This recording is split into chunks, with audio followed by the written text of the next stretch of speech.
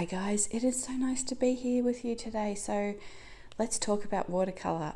This is probably my most requested video, how to control blooms, how to create them, or how to avoid them. So this is one of the most crucial techniques to advancing in watercolor and to creating your artwork. So it's really necessary to understand how the water works, why blooms occur, and how to create them if you want to, and how to incorporate them effectively into your art, or how to completely avoid them. So we're going to look at all the ways to do that today, and how to use the brush and use the water and use the paper to your advantage, whichever way you want to paint.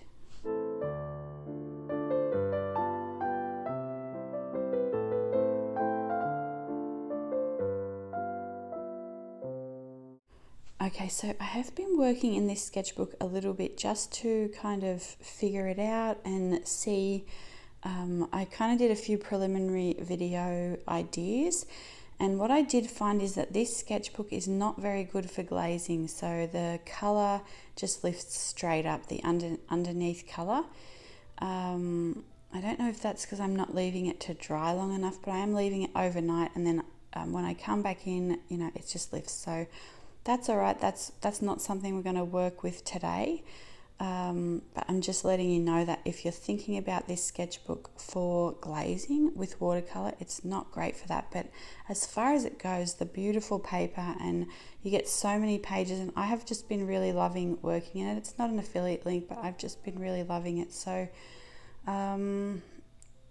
yes, so you can see there that I did the emblem, and there will be some worksheets coming out, which I'm super excited about this week.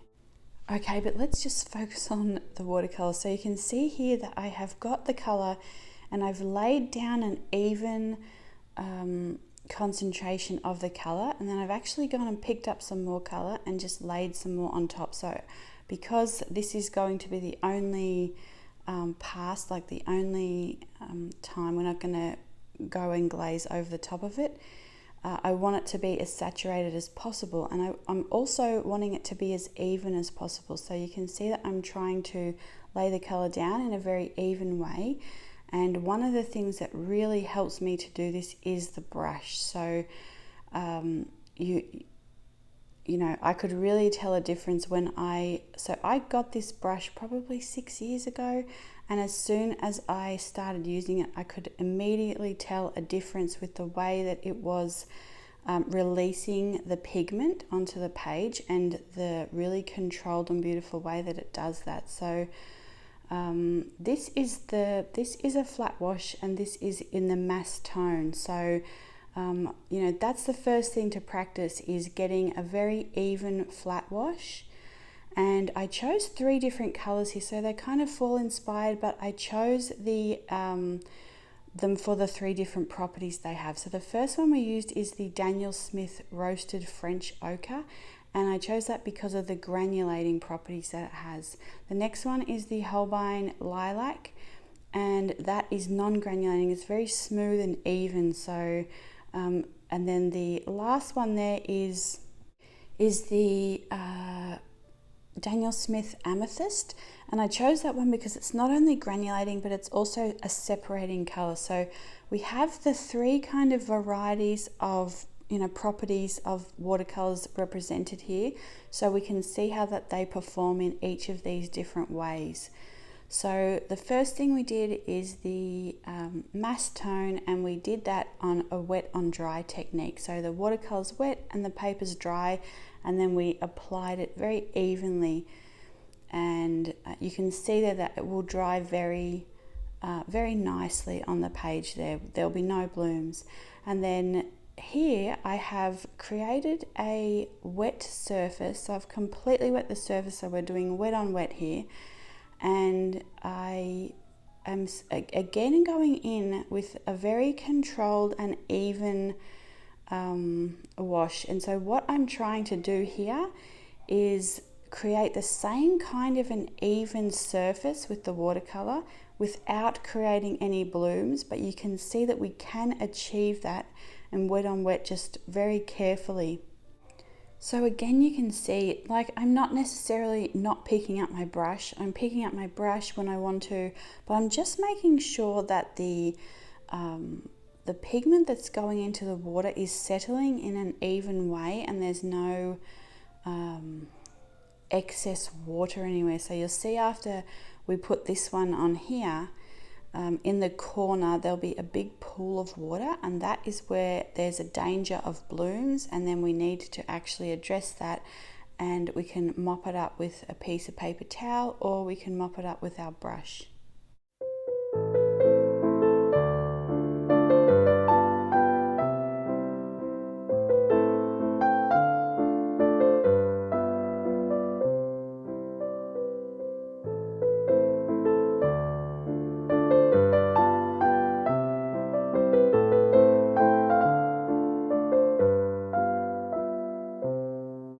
Okay, so you can see how I like to mop it up, and I just take a clean damp brush and then I just dry that on the paper towel, and then I'll go back in and just make sure if I want to add in any extra color I can do that now, and you'll be able to see that this will dry very evenly, so there won't be any blooms.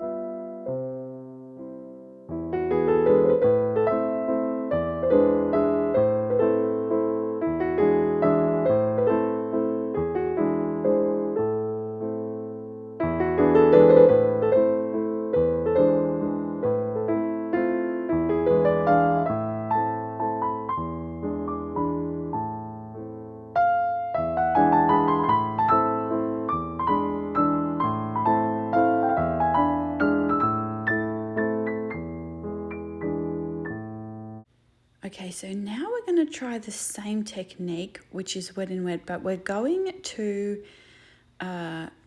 make blooms. So we're purposefully going to practice making and creating blooms and seeing the different effects that we can get from that. So I start in the same way by saturating a square of paper with just water, and now we are going in with the same thing, but you'll see here that I'm not applying it as evenly.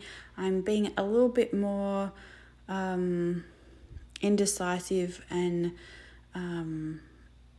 just putting the watercolor anywhere that I want. And what I'm also doing is holding the brush down for different amounts of time. So I might hold it down longer and shorter, and what that's going to do is release different amounts of pigment onto the paper. So depending on how long you hold the brush onto the paper will depend how much pigment's released. So I am creating more pigment in one area, less pigment in another area, and then also you'll be able to see how much water is on the paper here. So around the edges you can already see that it's starting to pool, and the water is the pigment is dispersing around the edges through that water. So it's really taking the pigment and creating different channels for that pigment to flow in, and that's part of where you're going to get these blooms from as well. So when there's still water on the page, that's kind of being allowed to kind of run around and do its own thing and take the pigment with it. That is where you'll get blooms happening. So what you can see as well, that I'm just dropping water straight into this wet on wet as well. So that is another option if you want to create this kind of more energetic kind of background or wet on wet, then you can actually add water at this stage and sort of make these little dispersions and these little blooms.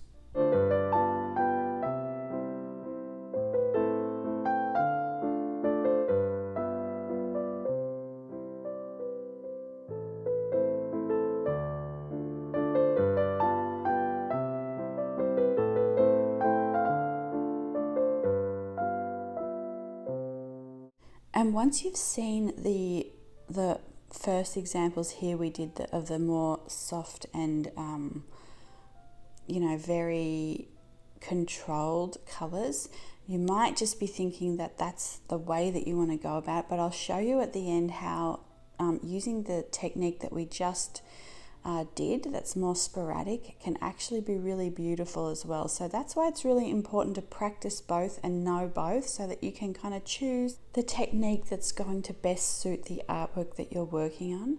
So the other thing I'm showing you here is that if you've done this beautiful wash and you really like it, and then as it's drying, and you can see there that there's no shine left on it, the top one, there's no shine, whereas the bottom one, there's still shine.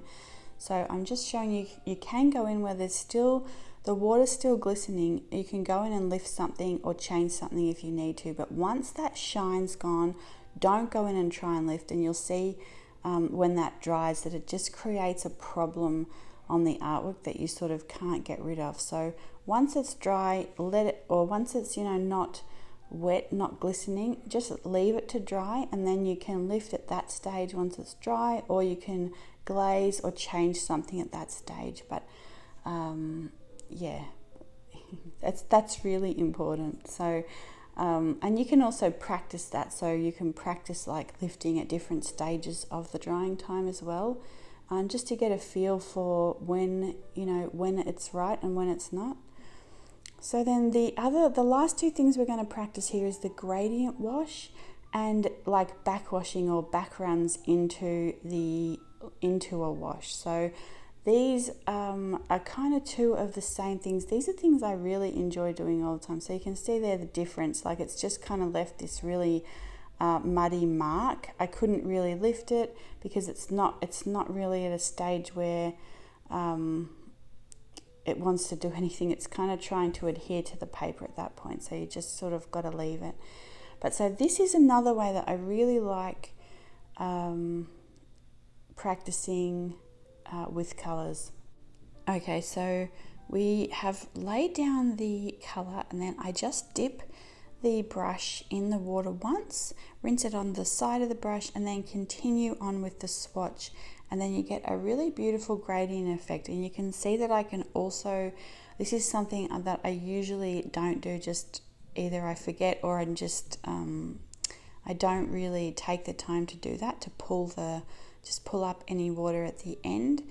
But you can see there, so I've just got the straight color, then I go in with the cup and, you know, the water, and add the water, and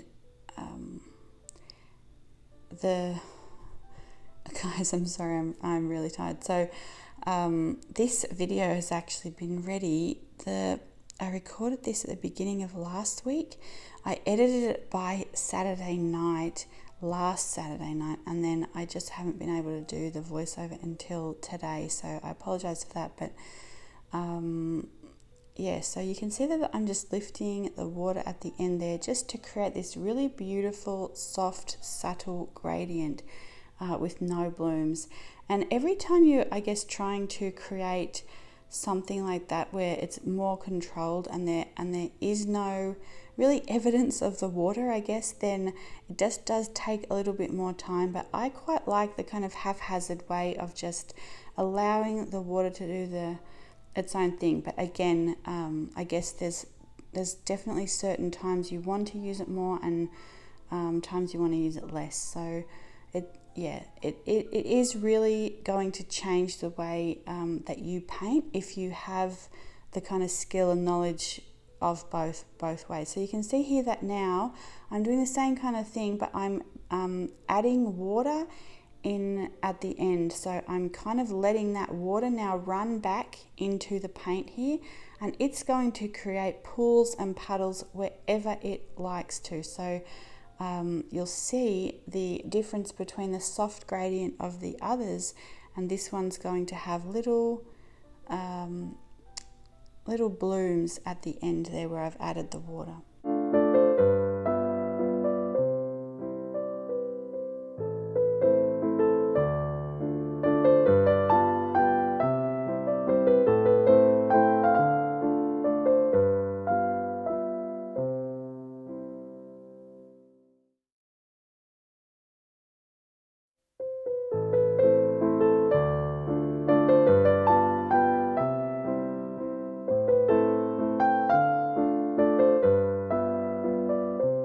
Okay, so you can see how beautifully everything there is drying. It's blooming where we want it to. It's not blooming where we didn't want it to.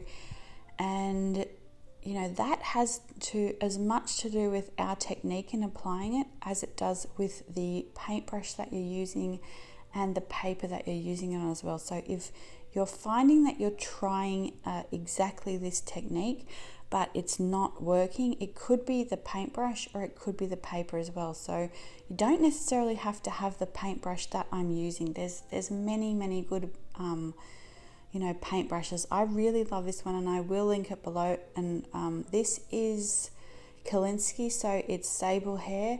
If you want to use the Escoda range that is synthetic, that is the Versatil, so I'll link that below as well. But yeah, definitely if you're having a problem creating it, it's probably the brush or the paper. And also let me, and it's really nice to try these techniques with a bunch of different colors in your palette so that you can really get an understanding of how each color works, because each color is a little bit different in the way that it handles in the water. And that's one of the things that I did in the very beginning, was just trying all the colors. And I've had a question last week about where I learned watercolor. There wasn't really a lot of YouTube videos when I started. I think I was mostly seeing watercolor. Well, first of all, I used to see it in just our local art shop, and my sister was quite young, and we'd get it for her for schoolwork. And she would, you know, she just loved creating art, and she was always mixing her colors and mixing palettes. And I was, at that stage, I was really not going anywhere near art, but I used to see this little palette of like a Winsor & Newton palette, and at the time I couldn't afford it, but I just used to always love it. And I just was wondering, you know, I spent quite a few years just wondering about it, but not really taking it up. Then I saw, so you can see here what I'm doing. I'm applying the watercolor unevenly, and just really enjoying letting that dance in the water. And just, I want the colors to shine here, and I want the water aspect of it to be seen. So I have just these graphite, just quick sketches of roses, and I'd like to, this is the kind of thing I'd like to eventually do with silver point, and then with like watercolor backgrounds like this. So and I'm kind of using this smoky lavender palette that I really enjoy. So anyway, where was I? So yeah, so I think I started seeing more watercolor on like blogs at the time. Like this was maybe 12 years ago, and I was looking at like Pam Garrison and Dispatch from LA, and they were always using watercolors, and I was really intrigued by that. And then so I started, I think I actually, my sister got a really cheap palette from Michael's that had like the metallics in it. And then we got I think we were kind of sharing them at the time, but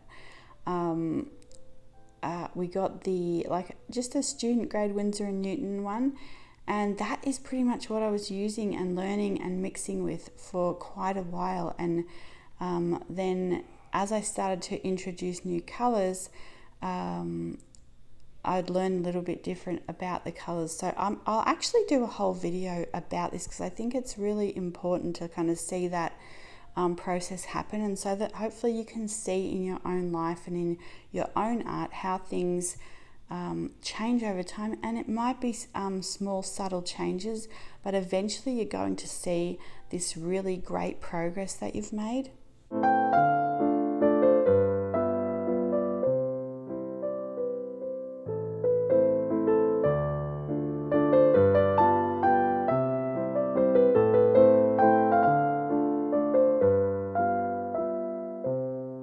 Okay, so what I'm doing here is I'm softening out the edges. So I am dipping my brush in water, so I've got a clean brush, and then I'm drying it off, And then I'm just running it along the edge of the watercolor there so that it kind of softens into the background. There's not a harsh line, there's no bloom happening there because it's just, there's enough water for that to just kind of softly even out into the background of the paper.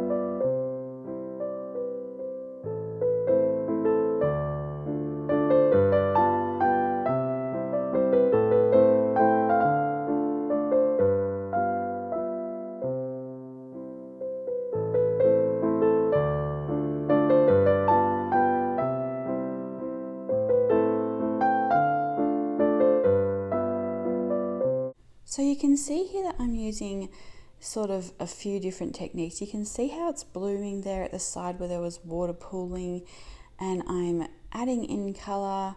I'm dropping it in at kind of irregular intervals and kind of creating different, different kind of portions of the painting. I'm allowing, like I'm putting in the interference colors or the sparkle colors as well. And, I think hopefully this kind of can show you how you can use this to your advantage, and also, the beautiful way. Obviously the way is really beautiful when you don't create any blooms, but if you do, and that is your style, that's really lovely as well. So either way can be a really beautiful effect.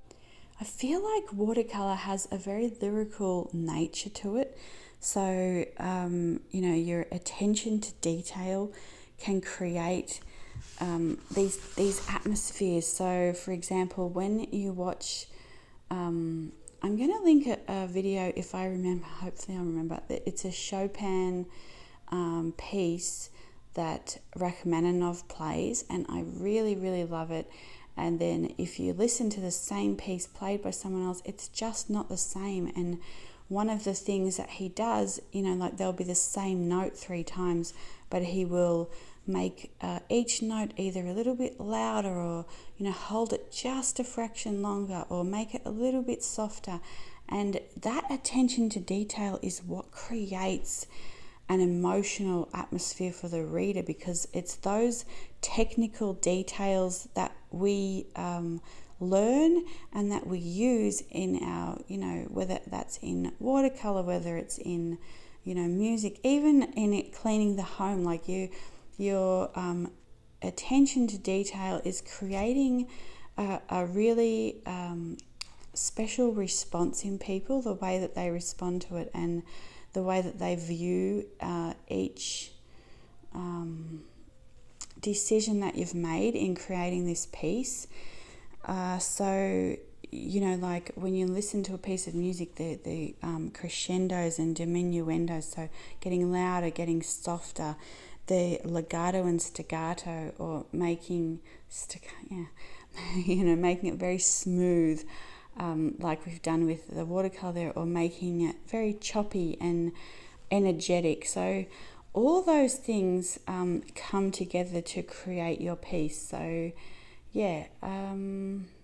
let's see. So I'm just kind of showing you through here what I have been working on in this sketchbook. So you can see this page here, this was where I was trying to lift, and every time I kept going back in, it wasn't working. So I realized that's not going to work on this paper. But working on that Orbison rug there, that is something that I'm really excited about as well, and will be coming in a video. So what I found from that is that pencils really do layer really nicely over this. So you can layer down the watercolor and then add other medias on top of it.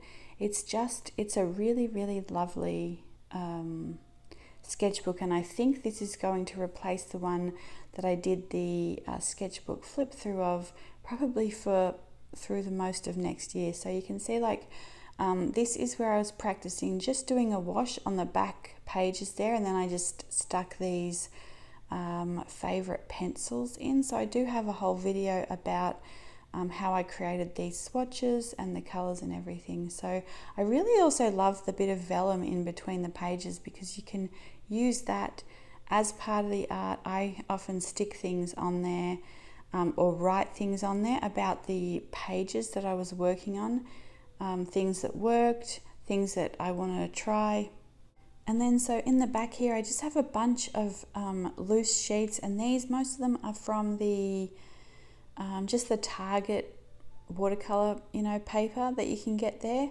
So yeah, you can see, I think I'm just going to show you through a few old sketchbooks as well, and how sometimes I will use blooms and sometimes I don't want them to happen. So I got a question last week, and again I'll address this in like I'll do a whole video kind of about my journey to watercolor and learning it and everything like that, and I'll show you through some of the different materials and how I got to where I am. So I'll sort of talk a little bit more about that in another video, but you can see here that I was just layering the pencil over the top, and I was really enjoying this. So I'm not quite happy with some of the things, like the colors in that painting, but that's fine, that can be worked on. But yeah, so it takes quite a while, like everything that you're kind of learning about. Definitely it's not an overnight thing, and I work on different things at different times too. So like sometimes I'll just be working on colors and trying to kind of improve them, working on how to mix them, looking at different color palettes that I like and how I could use those. And then sometimes I will spend some time trying to work on like sketching and the more technical things. But I often, that is a little bit tedious. So I will often just work on that for a little bit and then just go back to something that's very calm and comfortable. Like you can see here, so this is the very first time that I did a wet in wet, like I was actually practicing it on purpose. So I just did a circle of watercolor, and then I was just dropping in different colors to see how they dispersed and how they mixed. The frame in the middle there, the emblem, that was just painted with water, and then I just dropped watercolor in there. So this was actually done in the Strathmore Mixed Media Sketchbook. I don't know, maybe 4 years ago or something like that. And so some of those things I'd already been working on, but just consciously going back and doing them. Like you can see here that for these mandarins, I was looking at the botanical art and I really wanted to do it smoothly. And so I basically did about 3 layers, and then I just gave up on that. It was taking so much time, and I thought I was practicing their technique. And then you can see like that background was just really bloomy. And these ones here were actually done with Neocolor too. So I created a little palette, and then I was just painting using Neocolor 2s as watercolor, because I couldn't find those soft pink colors yet that I wanted in the watercolor. And this one here is done with Tiger's Eye, and just Tiger's Eye, I think, and it's part of New York Central Park. So this is actually something we could do on the channel as well. I really enjoyed this, and I did change the structure a little bit there, but and then you can see here again, so I'm dropping more watercolor in and trying to create those. I wanted to sort of mimic that stone effect where you have the, the like the stone aging. And then this is in the Handbook Sketchbook. So this one I really like the paper. I don't love the cover, and so I just really haven't gotten it again just because of the cover, but I really do like the paper that's inside. You can see on the left there's a good sketch, and on the right, that one, it just did not work out at all. So yeah, you just kind of keep working through it until you find your groove. And so here, just a page again of swatches. You can see these ones don't have blooms, and some of the other ones do have blooms. So again, it just varying things up to kind of figure out how you like to do them. So here are some pinks, and you can see here that I just created some circles and I swatched them like that, and there are like, you know, gradients and little blooms in there. I do have a tutorial on painting these petals, so some of these older tutorials are over on Heirloom Luxe.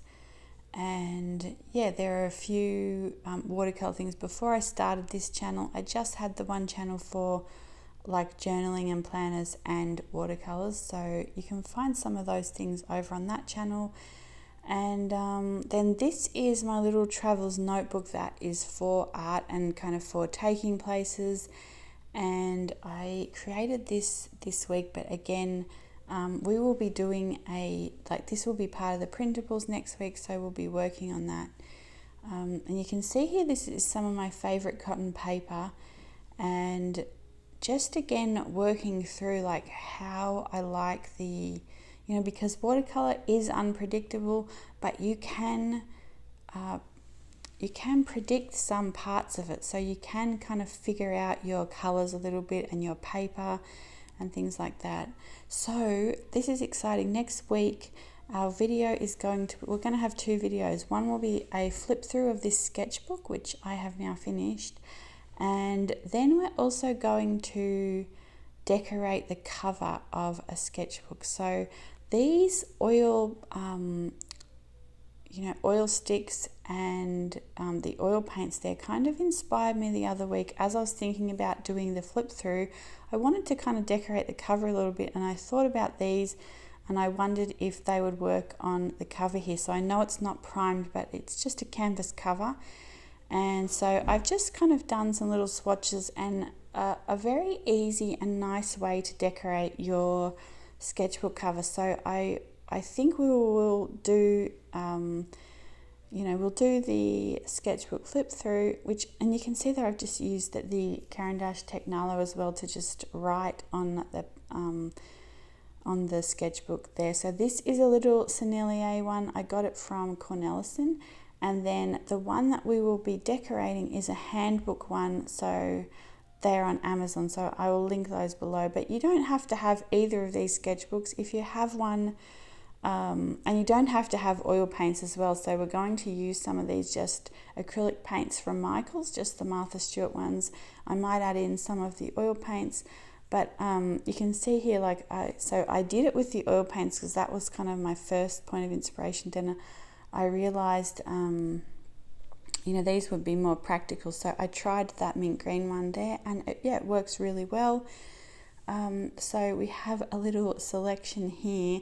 You can see that if you have seen the channel, this is a pretty, this was well before I was, using watercolor, and it's a pretty similar palette to what I use today in watercolor. So so I am excited for those videos.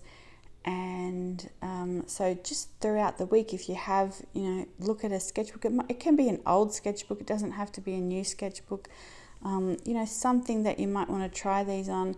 But we're going to just do some color swatch, like tonal swatches, and create some different gradients and mixes and things like that with the swatches on the cover. So we're going to make it pretty easy. And then if you have any like glitters, or this is basically just rating your stash, things that you have enjoyed, in the past and that you haven't used up, you'll be able to just find some of those things and get them out, and we will just have a really nice afternoon of creating. So I hope you enjoyed this video, and have a lovely week, and I will see you next week. Bye.